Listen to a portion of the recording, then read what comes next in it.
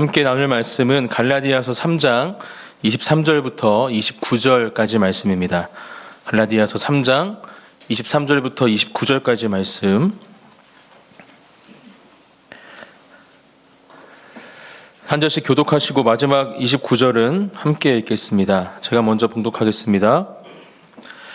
믿음이 오기 전에 우리는 율법 아래에 매인바 되고 계시될 믿음의 때까지 갇혔느니라. 같이 율법이 우리를 그리스도께서 인도하는 초등교사가 되어 우리로 하여금 믿음으로 말미암아 의롭다함을 얻게 하려 함이라. 믿음이 온 후로는 우리가 초등교사 아래에 있지 아니하도다. 너희가 다 믿음으로 말미암아 그리스도 예수 안에서 하나님의 아들이 되었으니 누구든지 그리스도와 합하기 위하여 세례를 받은 자는 그리스도로 옷 입었느니라. 너희는 유대인이나 헬라인이나 종이나 자유인이나 남자나 여자나 다 그리스도 예수 안에서 하나이니라. 함께 읽겠습니다. 너희가 그리스도의 것이면 곧 아브라함의 자손이요 약속대로 유업을 이을 자니라. 아멘. 네, 오늘은 믿음으로 받게 되는 선물이라는 주제로 함께 하나님의 말씀을 나누겠습니다. 사랑하는 성도 여러분, 모두 선물 받아보셨나요? 네, 혹시 못 받으신 분 계시면 저에게 오십시오. 제가 작은 선물이라도 하나 드리겠습니다. 선물을 받는다는 건 언제나 행복하고 또 기분 좋은 일입니다. 그래서 선물을 받을 수 있는 생일, 기념일들이 다가오게 되면 기대감으로 우리 마음이 들뜨게 되는 게 우리 삶에서 누릴 수 있는 기쁨이죠. 누군가 여러분들에게 아무 날도 아닌데 단지 사랑한다는 이유로 선물을 준다면 여러분들은 어떤 선물을 받고 싶으십니까? 저와 여러분들 모두가 받은 최고의 선물이 있습니다. 이 선물은 바로 하나님이 우리에게 주신 선물입니다. 오늘 이 선물에 대해서 함께 말씀을 나눌 겁니다. 단 이 선물을 받기 위해선 한 가지 조건이 필요합니다. 우리에게 믿음이 있을 때 이 선물을 받을 수 있습니다. 근데 걱정하지 마십시오. 이 믿음도 하나님이 주신다 말씀하십니다. 우리는 아무것도 할 것이 없는 겁니다. 하나님의 최고의 선물을 받기 위해서 우리가 해야 할 건 오직 하나님 한 분만을 바라보고 또 의지하는 것, 사랑하는 것 뿐임을 이 시간 오늘 우리에게 주시는 말씀을 통해서 다시 한번 확인하고 우리에게 주시는 그 믿음과 그 최고의 선물을 경험하고 누리는 저와 여러분들이 되시기를 예수님의 이름으로 축복합니다. 아담과 하와 또 그들의 자녀였던 가인, 또 노아의 방주 사건으로 물에 잠긴 그들의 후손들, 또 이스라엘이 애굽 땅에서 출애굽한 이후에 광야에서 죽어간 광야 시대의 1세대들, 제가 방금 말씀드린 이 사람들의 공통점이 무엇이라 생각하십니까? 이들은 하나님의 형상으로 지어진 첫 인류였고 또 그들의 자녀였고 후손들이었으며 하나님의 백성들이었지만 공통적으로 하나님을 온전히 믿지 못하는 불완전한 믿음을 가진 사람들이었습니다. 하나님의 말씀이 아닌 사단의 이야기와 속삭임에 그들의 마음이 빼앗겼고 하나님이 기뻐하시는 것이 무엇인지 온전히 몰랐으며 또 감사가 아닌 불평으로 하나님을 원망하고 그렇게 결국은 하나님과 멀어진 그 하나님과의 친밀함을 잃어버린 하나님과의 관계가 깨져버린 사람들이 바로 이들이었습니다. 저와 여러분들은 어떻습니까? 우리 또한 아담과 하와의 후손들입니다. 또 이스라엘 백성들과 같은 연약함과 그 죄악들을 가진 사람들입니다. 우리가 분명히 기억해야 할 것은 우리는 절대 우리의 스스로 우리의 죄악을 해결할 수 없고 죽을 수밖에 없는 존재들이라는 것을 이 시간 다시 한번 분명하게 기억하기 원합니다. 그런 상태에 있던 사람들이 바로 저와 여러분들이었죠. 하나님은 이러한 상태에 놓인 하나님의 자녀들을 변함없이 사랑하셨습니다. 그리고 그 사랑은 지금 우리에게도 동일하게 흐르고 있습니다. 하나님은 계속해서 간절히 원하고 계십니다. 하나님의 자녀들이 하나님께로 돌아오기를, 그렇게 다시 하나님과의 친밀함을 회복하기를 끊임없이 원하고 계시며 변함없고 신실하신 사랑으로 우리와 함께 하시는 분이십니다. 그리고 그 회복을 위해서 하나님은 우리에게 하나님의 독생자 아들 예수 그리스도를 보내주셨습니다. 우리가 너무 잘 알고 있고 또 암송하는 말씀이죠. 요한복음 3장 16절 말씀을 함께 봉독하겠습니다. 시작. 하나님이 세상을 이처럼 사랑하사 독생자를 주셨으니 이는 그를 믿는 자마다 멸망하지 않고 영생을 얻게 하려 하심이라. 아멘. 우리가 분명히 기억해야 할 것은 하나님께서 예수 그리스도를 이 땅에 보내주시고 또 예수님이 이 땅에 오셔서 십자가에서 돌아가시고 또 부활하신 것으로 우리의 구원이 완성된다라고 말할 수 없다라는 겁니다. 우리가 우리의 힘으로 해결할 수 없는 죄 가운데에서 참된 용서를 받고 영생을 얻는 그런 놀라운 구원의 은혜를 얻고 경험하기 위해서는 나를 위해서 이 땅에 오시고 나를 위해서 이 땅에서 죽으시고 부활하신 예수 그리스도를 믿는 믿음이 우리에게 있어야 합니다. 저는 오늘 우리에게 주시는 말씀을 통해서 저와 여러분들의 믿음을 다시 한번 점검해보고 어떠한 상황 가운데에도 흔들리지 않는 믿음을 가질 수 있도록 다시 한번 우리의 믿음을 새롭게 하시는 저와 여러분들이 되시기를 예수님의 이름으로 축복합니다. 오늘 본문 23절 말씀을 다시 한번 읽어드리겠습니다. 믿음이 오기 전에 우리는 율법 아래에 매인바 되고 계시될 믿음의 때까지 갇혔느니라. 바울은 오늘 23절 말씀을 통해서 무엇을 우리에게 먼저 말해주고 있습니까? 예수님이 오시기 전에 그렇게 예수님을 통한 믿음이 우리에게 오기 전에 우리가 어떤 상태였는지에 대해서 우리에게 말씀해 주고 있습니다. 특별히 그것을 율법과 연결해서 설명해 주고 있죠. 바울은 율법에 대해서 갈라디아서 3장 19절에 이렇게 이야기합니다.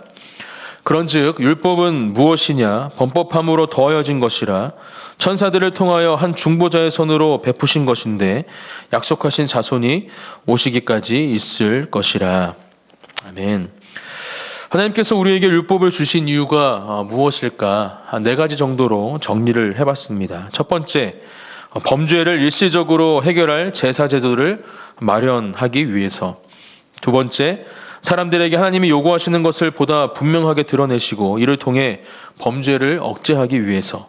세 번째, 범죄가 명시적인 기록된 율법을 위반한 것임을 보여주기 위해서. 네 번째, 사람들의 죄악성과 구주의 필요성을 드러내기 위해서. 모두 다 맞는 말이고 다 율법이 존재하는 이유가 되겠지만 특별히 오늘 바울이 말하고 싶은 그 이유는 아마 네 번째, 사람들의 죄악성과 구주의 필요성을 드러내기 위해서가 아닐까 싶습니다. 바울이 기록한 수많은 바울 서신들을 볼 때 지금 이 이유가 타당한 것을 우리가 생각해 볼 수 있는 것이죠. 사람들의 죄악성 또 구주의 필요성을 드러내기 위해서 율법이 필요하다. 오늘 23절 말씀을 통해서 우리가 그 율법 아래에 매인바 되었고 계시될 믿음의 때까지 갇혔다 이렇게 이야기하면서 바울은 우리에게 그 율법을 통해 믿음이 온다라는 것을 말씀해 주고 있습니다. 이어지는 24절 말씀입니다. 이같이 율법이 우리를 그리스도께로 인도하는 초등교사가 되어 우리로 하여금 믿음으로 말미암아 의롭다함을 얻게 하려 함이라. 결국 바울은 율법이 우리의 죄를 깨닫게 하고 구주의 필요성을 드러내기 위해서 필요하다면 이제 그 율법을 통해서 우리는 예수 그리스도를 만나고 또 예수 그리스도를 믿는 믿음이 우리에게 필요하다. 그 율법을 통해서 그 믿음을 우리가 받을 수 있다라고 우리에게 말씀해 주고 있는 것입니다. 그리고 그 믿음이 우리에게 있을 때 우리는 의롭다함을 얻게 된다. 바울은 말씀해 주고 있습니다. 여기서 질문을 할 수 있을 겁니다. 그렇다면 예수님이 오기 전에는 믿음이 없었던 건가요? 구원을 얻을 수 있는 믿음이 존재하지 않았단 말입니까? 이 질문이 틀리거나 또 이상하다고 말할 수는 없습니다. 충분히 생각해 볼 수 있는 질문이죠. 하지만 이 질문에 답하기 전에 우리는 먼저 바울이 23절에서 말하고 있는 이 믿음이 무엇인지에 대해서 함께 잠깐 생각해 보기 원합니다. 바울이 지금 이야기하는 믿음은 그리스도에 대한 새 언약의 믿음을 뜻합니다. 이 말씀을 조금 더 쉽게 풀어보면 그리스도가 오시고 그와 더불어 그리스도를 믿는 새 언약의 믿음이 오기 전에 이렇게 생각해 볼 수 있습니다. 즉 구약의 시대 하나님을 향한 믿음에 더해지는 율법과 말씀, 하나님의 약속 가운데 만나게 되는 예수 그리스도를 통한 새로운 믿음이 우리에게 필요하다라는 겁니다.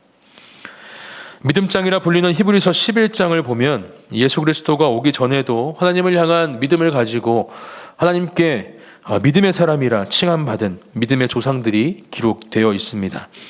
히브리서 11장 1절과 2절 말씀입니다. 믿음은 바라는 것들의 실상이요 보이지 않는 것들의 증거니 선진들이 이로써 증거를 얻었느니라, 이렇게 말씀하면서 아벨, 에녹, 노아, 아브라함, 사라, 이삭, 야곱, 요셉, 모세, 라합 같은 사람의 믿음에 대해서, 또 사사였던 기드온과 바락, 삼손, 또 입다, 또 다윗과 사무엘 같은 믿음의 사람들을 이야기하면서 이들이 모두 믿음의 사람들이었고 하나님께로부터 믿음의 사람이라 칭함받았다, 하나님의 약속을 받고 하나님의 증거를 받은 사람들이다, 히브리서 기자는 말하고 있는 것입니다. 그렇습니다. 우리는 구약에 등장하는 믿음의 사람들을 통해서 분명히 배워야 합니다. 하나님을 향한 믿음이 어떠해야 하는지, 또 하나님께서 우리에게 받기 원하시는 믿음이 무엇인지 우리는 이 인물들의 믿음을 통해서, 구약의 말씀들을 통해서 배우고 알 수 있습니다. 그리고 이제 우리는 그 믿음을 넘어서는, 오늘 말씀을 통해 우리의 선조들이 가졌던 그 믿음을 넘어선 또 다른 믿음, 그 새 언약의 믿음을 받아야 함을 이 시간 말씀을 통해 깨달아야 합니다. 즉 우리의 구주로 이 땅에 오신 예수 그리스도를 믿는 그 믿음이 우리에게 필요함을 바울은 분명하게 말씀을 통해서 말씀해주고 있는 것이죠. 이 시간 그러한 믿음을, 예수 그리스도를 믿고 어렵다 칭함을 받을 수 있는 그 놀라운 믿음을 하나님께로부터 받는, 다시 한번 그 믿음을 새롭게 하는 저와 여러분들이 되시기를 예수님의 이름으로 축복합니다. 말씀을 조금 더 깊게 묵상하기 전에 우리는 한 가지 기억하기 원합니다. 이 믿음은 우리의 힘과 노력으로 절대로 얻을 수 있는 것이 아니다라는 겁니다. 오늘 23절 말씀에도 믿음이 오기 전에 라는 표현을 쓰고 있는데, 이 표현이 우리가 누려야 할 은혜입니다.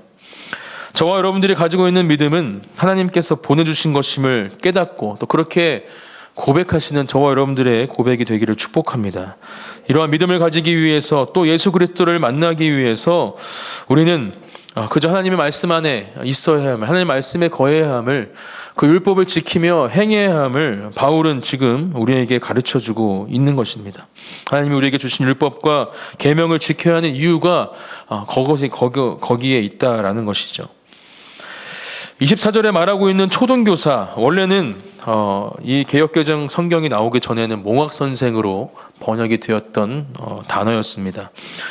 이 말의 어원을 살펴보면 몽학선생은 어떤 사람의 전생애를 위해서 임명된 사람이 아니었습니다.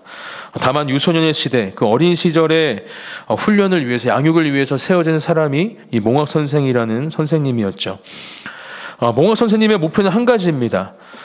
자라기 전에, 성장하기 전에, 어른이 되기 전에 어린이가 알아야 할 초보적인 것들을 가르쳐서 보다 중요한 것으로 그 인생을 살아갈 준비를 시키는 것이, 그 길로 인도하는 것이 바로 이 몽학 선생님의 사명이었고 목표였습니다.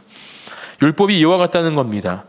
율법의 고난도 아까 말씀에서 읽어드린 것처럼 일정한 시기에 한정이 되어 있고, 또 율법의 목적 또한 율법의 인도를 받는 자들이 초보적인 것을 배운 후에 그들이 성인으로서 적합한 교육을 받는, 그렇게 주님 앞에 온전한 믿음의 모습으로 나아가는 그 일정한 단계까지 그들을 성장시키는 데 있다는 것을 우리가 다시 한번 기억하고, 그만큼 그 율법이, 또 하나님의 말씀이 중요하다는 것을 깨닫고 이 율법에 대한 부분을 정리하고 말씀을 계속해서 묵상하기 원합니다.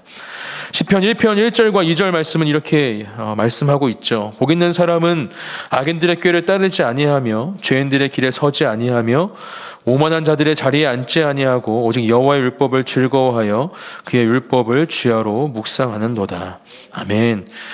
우리의 초등교사가 되어지는 하나님의 말씀과 율법을 지키고 행하시는 저와 여러분들이 되시기를 축복합니다. 또 그 말씀을 묵상하는 가운데, 또 읽는 가운데 놀라운 주님의 은혜를 경험하는 저와 여러분들이 되시기를 또한 축복합니다. 그 말씀이, 그 율법이 우리를 예수 그리스도 앞으로 인도해 주실 것입니다. 그렇게 예수 그리스도 앞으로 인도함을 받은 우리에게 하나님께서는 예수 그리스도를 믿는 믿음을 주신다 말씀합니다. 그리고 그 믿음으로 얻게 되는 선물, 제가 말씀 서두에 말씀드린 그 최고의 선물이 우리에게 주어지는 겁니다. 바로 칭의, 하나님께 의롭다 칭함받는 선물입니다. 칭의는 기독교 복음의 중심에 있으며 또 우리가 깨닫고 누려야 할 가장 큰 은혜입니다. 윌리엄 틴들이라는 사람, 킹제임스 버전 성경의 70%를 차지하는 성경 번역가로 알려진 분입니다. 그는 칭의에 대해서 이렇게 말했습니다.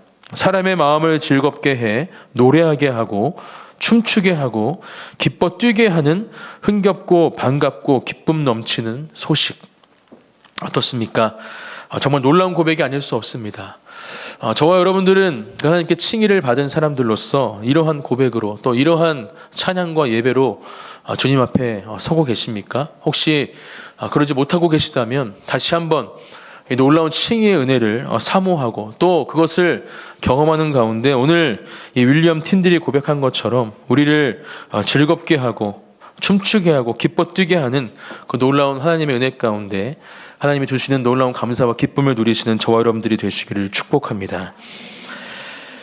칭의를 이야기하면서 이 틴들 목사님과 동시대를 살았던 이 마틴 루터의 이야기를 빼놓을 수 없습니다.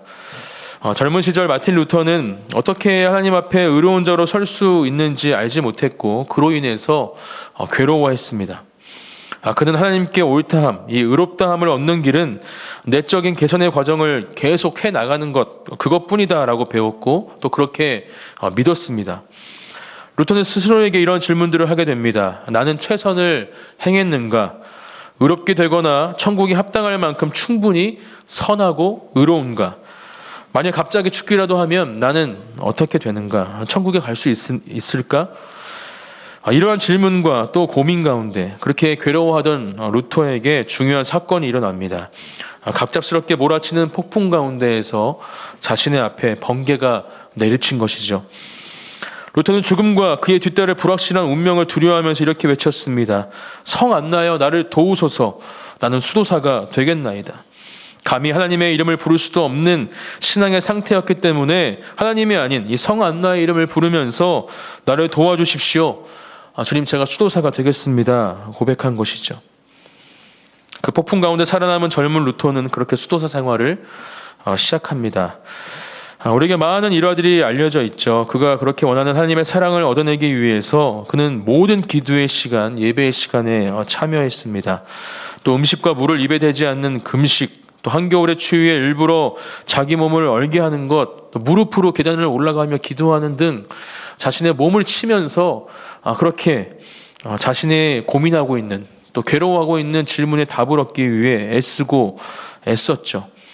어떤 날은 자신의 죄를 길게는 6시간까지 고해사제에게 나열하기까지 했습니다. 하지만 그러면 그럴수록 루터의 괴로움은 더욱더 깊어져 갔습니다. 나는 충분히 신실한가? 나의 동기는 온전한가? 심각한 건 수도사 루터가 점점 하나님을 왜곡된 시선으로 보게 되었다라는 겁니다. 그에게 하나님은 완벽을 요구하며 달리 주는 것 없이 그저 처벌만을 내리는 사랑 없는 폭군으로 여겨지기 시작했습니다. 루터는 나중에 그 시절을 다음과 같이 회상합니다.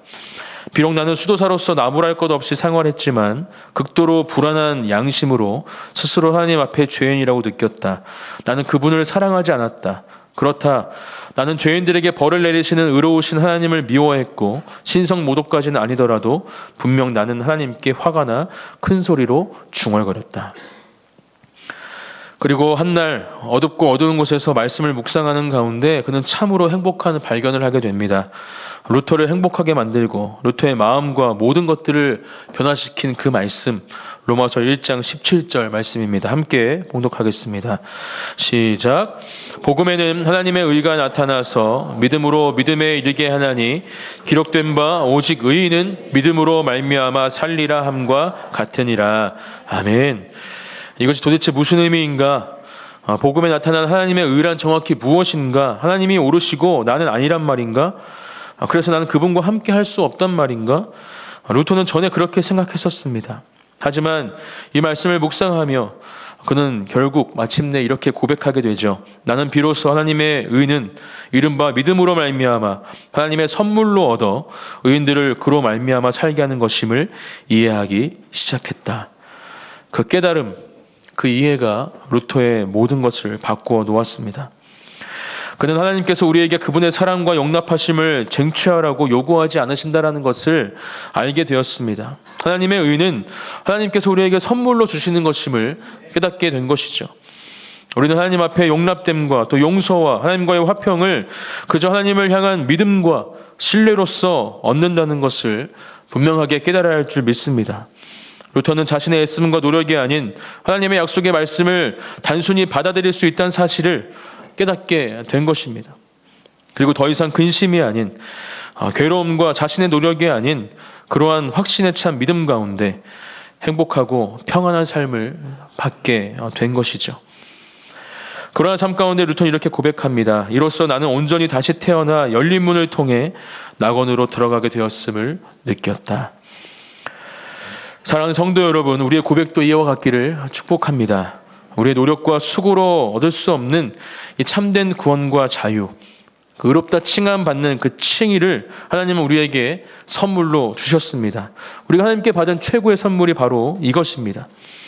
절대 우리의 힘으로는 의롭다함을 얻을 수 없다라는 것, 오직 하나님이 주시고 허락하시는 은혜 가운데 가능한 것임을 우리가 다시 한번 믿음으로 고백하며 이미 우리에게 주어진 그 믿음을 새롭게 하고 또 그 믿음을 전할 수 있는 저와 여러분들이 되시기를 또한 예수님의 이름으로 축복합니다. 자, 그렇다면 이 칭의의 은혜를 누린 사람들은 어떤 삶을 살아가게 될까요?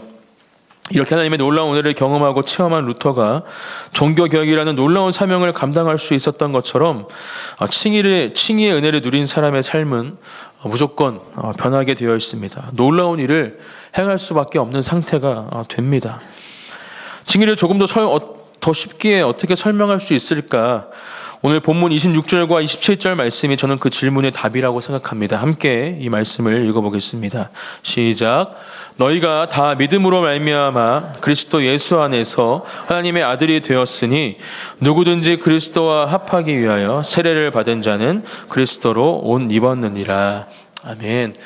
칭의를 조금 더 쉽게 설명해 본다면 오늘 여기서 말씀해 주는 것처럼 그리스도와 합하는 것, 예수 그리스도로 옷 입는 것을 의미한다는 것을 우리가 말씀을 통해서 알 수 있습니다. 그렇게 이해하면 이 칭의가 어떤 것인지 조금 더 쉽게 이해하실 수 있을 겁니다.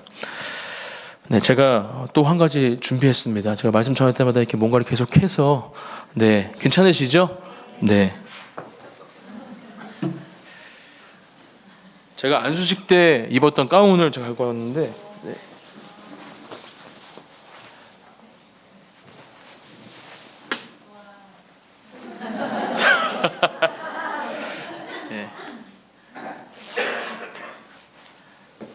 네, 저도 오랜만에 가운을 입어서 네, 좀 어색합니다. 네, 제가 만약 이 옷을 제가 살아가는 모든 24시간 동안 입고 살아간다고 한번 생각해 보시죠. 아마 여러분들이 이 옷을 아마 좀 입었다고 한번 똑같이 생각해 보시면 좋을 것 같아요. 제가 어디 가든지 또 누구를 만나든지 저의 말과 행동이 어떻겠습니까? 네. 저를 화나게 하는 상황이 생겼을 때, 어쩌면, 저를 좀 이렇게 분노하게 하고 짜증나게 하는 사람들을 만났을 때, 제 눈에 좀 보이거든요, 이 가운이. 네, 그리고 이렇게 되게 느껴집니다, 이 옷을 제가 입었다는 게. 우리 다른 사람들도 다 보고 있잖아요. 네, 당연히 한 번 더 생각하겠죠. 그래, 나 목사지. 네. 이렇게 말하면 안 돼, 이렇게 생각하면 안 돼, 이렇게 행동하면 안 돼. 다시 한번 주님 어떻게 말해야겠습니까? 예수님이라면 어떻게 이 상황을 좀 풀어나가시겠습니까? 이 사람을 어떻게 대하시겠습니까? 제가 한 번 더 묻고 그렇게 말하고 행동하지 않겠습니까? 저는 칭의가 바로 이와 같다 생각합니다. 오늘 말씀에서 말씀해 주시는 것처럼 그리스도와 합하는 것, 예수 그리스도로 옷 입는 게 바로 이런 상태가 되는 거죠. 우리 눈에 보이지는 않지만 항상 우리는 느낄 수 있어야 하고 그 예수 그리스도 옷 입고 있다는 것을 믿음으로 고백하는 가운데 그 옷을 입은 사람들처럼 네, 사람으로 이 땅을 살아가야 한다라는 겁니다. 이 옷을 입고 살아가는 우리의 삶이 어떠해야겠습니까? 또 어떤 삶을 살아가게 되겠습니까? 저는 이것을 잊지 않고 살아가는 삶은 정말 하나님의 놀라운 은혜와 사랑을 경험할 수 있는 삶이라 생각합니다. 우리가 입고 있는 저는 확신합니다. 우리 모두가 예수님 그리스도의 옷을 입고 있는, 그렇게 이미 칭의를 얻은 사람들이 여기에 모여 있다, 저는 확신합니다. 그런 사람들이라면 그렇게 주님을 닮은 하나님의 아들, 딸들로, 예수님의 제자들로 이 땅을 살아가시는 저와 여러분들이 되시기를 축복합니다. 네, 벗겠습니다. 벗어도 되죠? 네.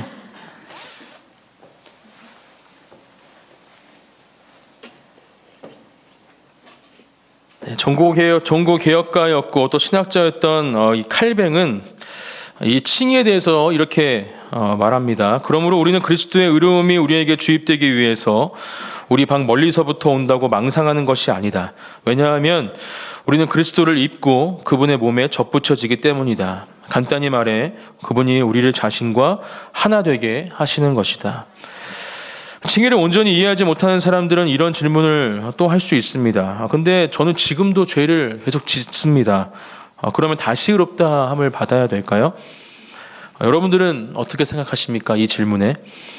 의롭다 칭함받고 예수 그리스도로 옷 입은, 또 그렇게 예수님과 하나 된 우리가 계속해서 짓는 죄 때문에 매번 새롭게 의롭다함을 받아야 한다고 생각하십니까?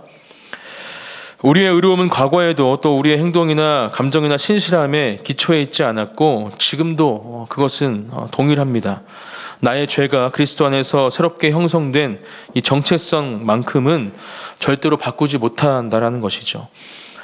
그리스도 안에는 우리의 죄보다 더 큰 의가 있기 때문입니다.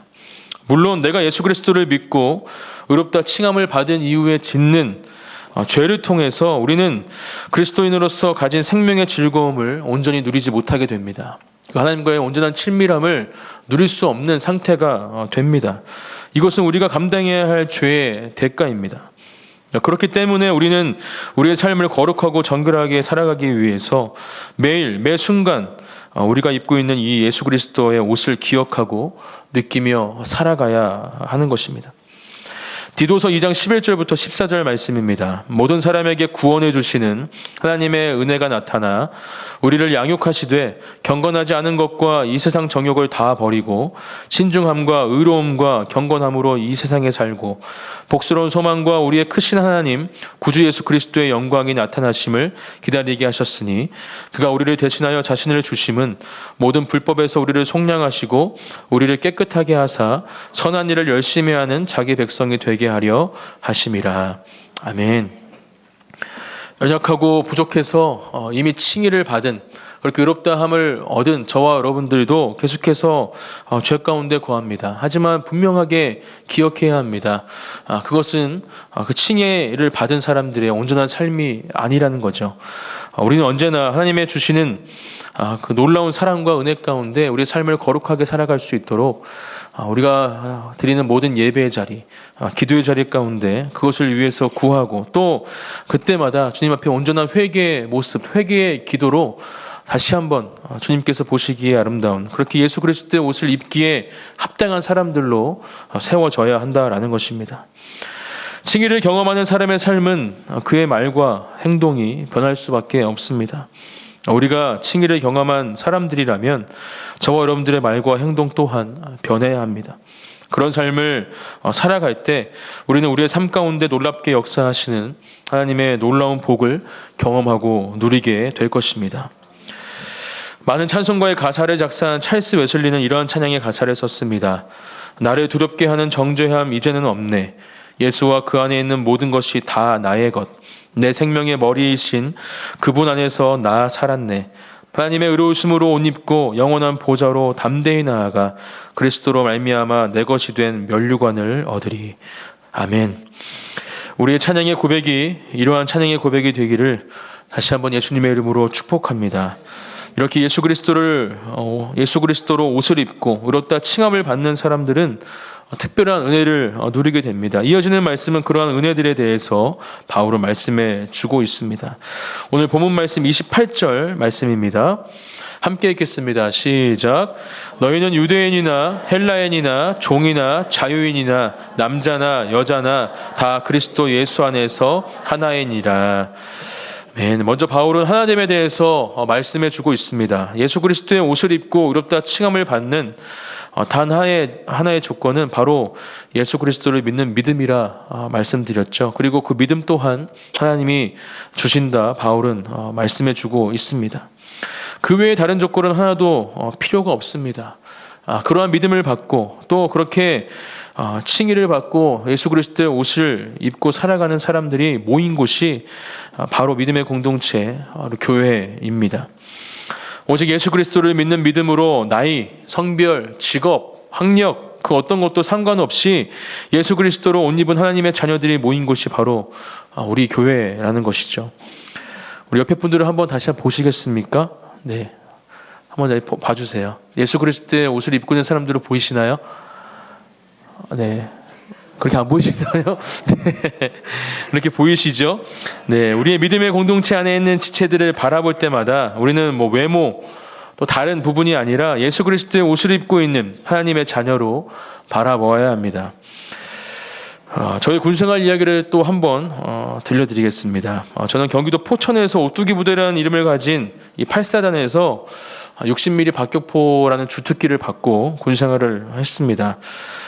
군대도 정말 다양한 사람들이 모인 곳입니다. 사는 지역도 모두 다르고 또 어쩜 그리 성격도 그 하나 비슷한 성격이 없는지 정말 처음에 군에 입대해서는 내가 과연 이곳에서 26개월을 버틸 수 있을까라는 생각만 한 것 같습니다. 더 힘들었던 건 크리스찬도 저 한 명이었거든요. 저희 포반에 저희가 이제 포반이라 불렀는데 저 한 명밖에 기독교인이 없어서 제 교회만 나가게 해주십시오 하나님 이렇게 좀 기도하면서 군생활을 시작한 것 같습니다. 근데 정말 신기하게도 같은 군복을 입고 이 포반이라는 공동체로 묶여서 생활하는 그 공간에서 놀라운 일들이 생겨나기 시작했습니다. 서로가 서로를 챙겨주고 말투는 비록 투박하고 거칠지라도 분명히 느낄 수 있는 사랑의 표현들이 그 안에서 경험되어지기 시작했습니다. 네, 지금 생각해보면 정말 아무것도 아닌데 그게 좀 사랑의 표현이었더라고요. 힘든 훈련을 할 때 함께 서로의 군장 또 저희들은 무거운 포를 매는 주특기였기 때문에 그 포를 서로 들어줬고 또 맛있는 게 생기면 자기가 안 먹고 후임들을 줬습니다. 또 어느 순간부터 어디에서 왔는지 그 사람 또 그 성격 그것을 보는 것이 아니라 같은 군복을 입고 함께 훈련하는 같이 먹고 함께 자는 전우로서 한 사람 한 사람을 바라보게 되었습니다. 저는 이 믿음의 공동체인 교회가 군대 제가 지금 말씀드린 이런 것과는 비교할 수 없는 더욱더 아름다운 모습으로 하나가 될 수 있는 곳인 줄 믿습니다. 그러한 교회에서 또 믿음의 공동체 가운데에서 우리는 오늘 바울이 이야기하는 특별한 은혜를 경험하게 되는 것이죠.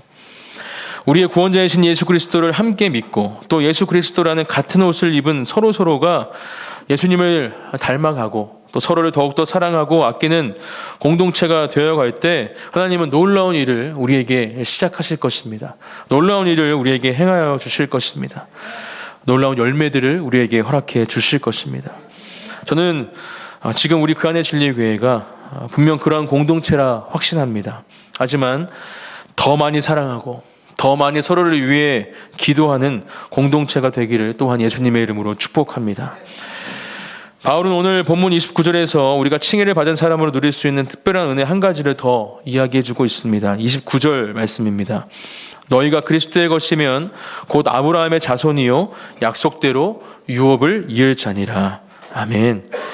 이 말씀을 조금 더 쉽게 번역한 쉬운 성경 번역으로 다시 한번 이 말씀을 읽어드리겠습니다. 여러분은 그리스도에게 속한 사람입니다. 그러므로 여러분은 아브라함의 자손입니다. 하나님께서 아브라함에게 하신 약속대로 여러분은 하나님께서 주시는 모든 복을 받습니다. 아멘. 너무 감사한 축복의 말씀입니다. 이 축복의 말씀이 저와 여러분들 한 사람 한 사람 개인뿐만이 아니라 우리 교회와 가정 가운데 누려지고 또 흘러가는 은혜가 넘치기를 예수님의 이름으로 축복합니다. 또 이 말씀이 아직 예수 그리스도를 구주로 영접하지 않은 우리의 가족들 또 우리의 사랑하는 동료들, 지인들, 친구들에게 전해질 때 그들에게 소망의 말씀으로 심겨지기를 또한 소망합니다. 지난 부활주일 전도축제를 진행하면서 정말 감사한 시간을 보낸 것 같습니다. 하나님이 보내주신 우리 한 영혼들과 함께 예배하면서 또 준비한 꽃과 선물을 전해드리면서 제 안에도 샘솟는 놀라운 기쁨과 감사를 경험했습니다. 우리 하나님은 얼마나 좋으셨겠습니까? 이 말씀으로 그날 함께한 우리 사랑하는 하나님의 자녀들에게 다시 한번 축복의 메시지를 전해보는 건 어떻겠습니까?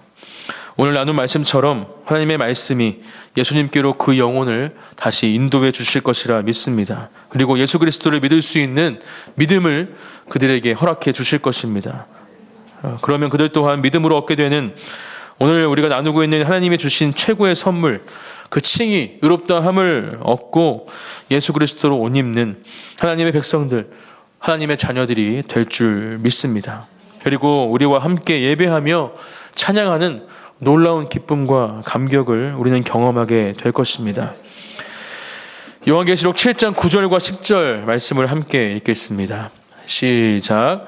이 일 후에 내가 보니 각 나라와 족속과 백성과 방언에서 아무도 능히 셀 수 없는 큰 무리가 나와 흰 옷을 입고 손에 종려가지를 들고 보좌 앞과 어린 양 앞에 서서 큰 소리로 외쳐 이르되 구원하심이 보좌에 앉으신 우리 하나님과 어린 양에게 있도다 하니. 아멘. 바로 이 장면이 우리가 경험하게 될 그 놀라운 감격과 기쁨이 넘치는 예배의 장면인 것이죠. 말씀을 정리하겠습니다. 찬송가 예수님은 누구신가를 작사한 조셉 파트라는 분이 계십니다. 우리가 알고 있는 가사는 이 가사를 다시 한번 번역한 가사인데요. 원곡 가사를 함께 나누면서 오늘 말씀을 정리하겠습니다. 오라 죄인들과 궁핍하고 가난한 자여, 약하고 상처받고 상하고 아픈 자여, 예수께서 너를 구원하고자 여기 계신다. 그분께는 긍휼과 사랑과 능력이 가득하도다. 오라 목마른 자여, 오라 어서 오라. 하나님의 값없는 후하심의 영광을 돌리어라. 참된 믿음과 참된 회개로 너를 이끄는 모든 은혜로다. 양심에 짓눌려 있지 말고 스스로 합당하게 되리라는 허황된 꿈도 버려라. 주께서 구하시는 모든 합당함은 내게 주님이 얼마나 필요한지 알게 해주려는 것이다. 오라 지친 자들, 무거운 짐진 자여, 죄악으로 길 잃고 파산한 자여, 만일 지금보다 나아질 때까지 지체한다면 결코 나아오지 못하리라. 나는 일어나 예수께로 나아가리라. 주는 나를 나의 죄에서 구원하시리라. 부요한 주의 공로를 인하여 주 안에는 기쁨과 생명이 있네. 하나님이 우리에게 주신 최고의 선물, 예수 그리스도를 믿음으로 의롭다 칭함을 받은 그 칭의, 그렇게 예수 그리스도를 옷으로 입고 살아가는 거룩한 하나님의 백성들, 바로 저와 사랑하는 성도 여러분의 삶의 모든 자리 가운데 하나님이 우리에게 주신 그 칭의의 은혜가 차고 넘치시기를 예수님의 이름으로 축복합니다.